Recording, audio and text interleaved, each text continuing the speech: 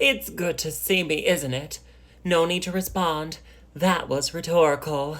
Get ready with me to recreate Ariana Grande's Glinda makeup look.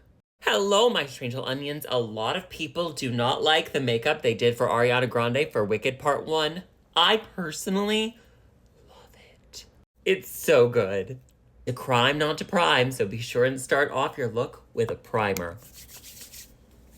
Orange lipstick is color corrector. The orange blocks out the blue tone of under eye bags and facial hair. Once you have the orange all buffed into your skin, go on with a cream pan stick. I just realized this is not my color. I need the pink undertone one, not this one. This is yellow undertone. But we're gonna move on and see how it goes.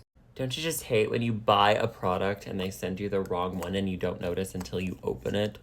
Luckily, I have a pink tone Max Factor pan stick I'm going to add to my face to blend them together. Now we're going to take a pink beauty blender because she's Glinda. Blend, blend, blend. Because this is a very thick layer of foundation, be sure and take your time and blend it out thoroughly. Remember, dab, don't wipe. Also, can I just say most of the criticism around Glinda is very unfair.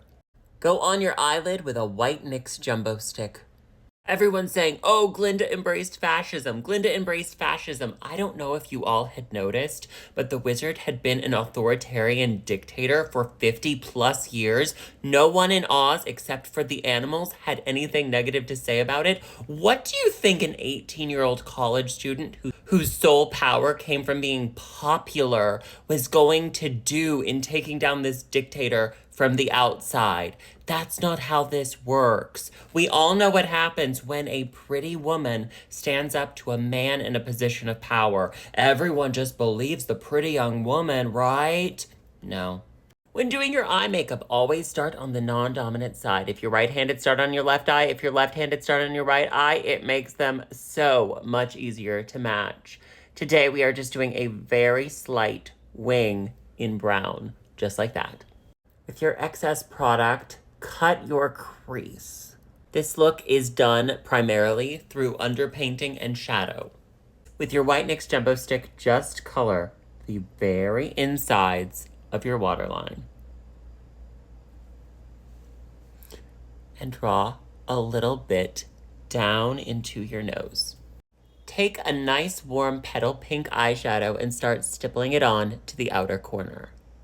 Controversial opinion, Elphaba was a Nepo baby daughter of the governor of Munchkinland, and that is why she never had to learn how to navigate situations of power imbalance, because even though her father hated her, she had always been coming from a position of I can do and say whatever I want. Go on with a light shimmer eyeshadow. And I love Elphaba. Elphaba is right, but so is Glinda.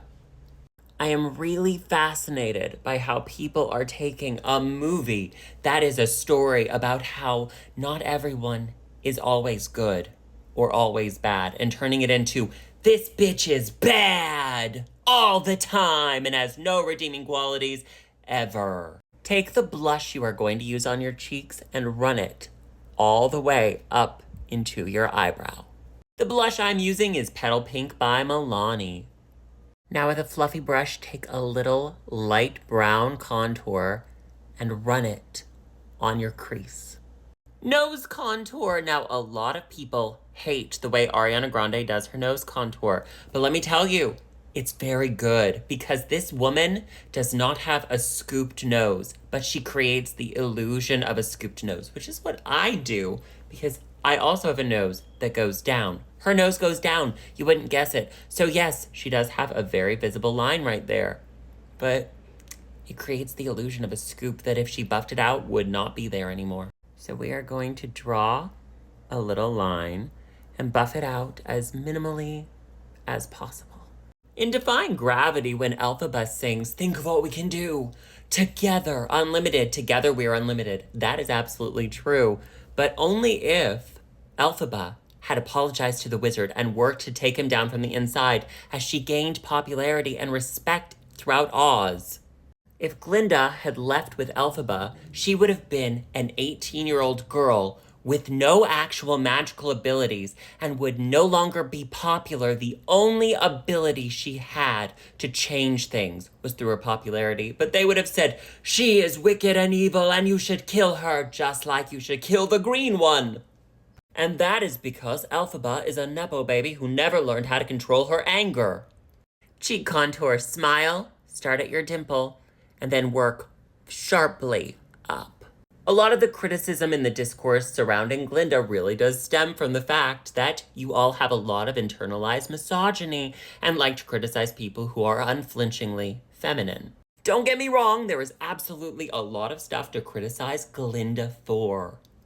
But let's be honest, if Glinda had been making goo-goo eyes at Elphaba's boyfriend, you all would be saying, sisters before misters, this bitch, I can't stand her. You know I'm right. With your powder contour, sculpt a jawline. And take a very small bit and run it under your lip to create a shadow. The White NYX Jumbo Stick is back! Run it along the top of your contour. Do a dot on the end of your nose and a line down your bridge. Then a line under your eyebrows going straight across. With your beauty blender, gently tap that in. Next, we're going to do our lips. I am starting off with a nice pink berry tone lip liner. Going up, rounding, going up, rounding, and a big pouty bottom lip. Next, I'm going in with a coral pencil and kind of blending the two together. To lock it in, take your beauty blender and tamp down. Draw on a very thin eyeliner with a slight wing. Stop at the end of your iris. The white of your eye should not have any black above it. Next, take your concealer and dab it here and a little under your nose and on your chin. Blend! With a medium tone brown eyeshadow, start at your pupil and fill in your lashes. Mascara! This is one of my only complaints of the movie. They should have used a cake mascara instead of a tube mascara. Come on, people, take us back to 1939 technology.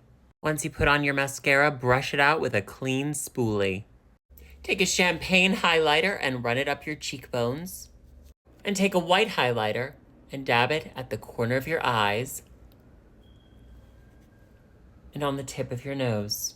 A lot of people who are not natural blondes really criticized her eyebrow color, saying they should have done it darker. No, they shouldn't have, because they were trying to make her look like a natural blonde. Finish off the look with a shimmer pink lipstick, and this is the final result. Let me know how you think I did in the comments, and be sure and have a hug, a cookie, and a juice box. Oh, and one more thing.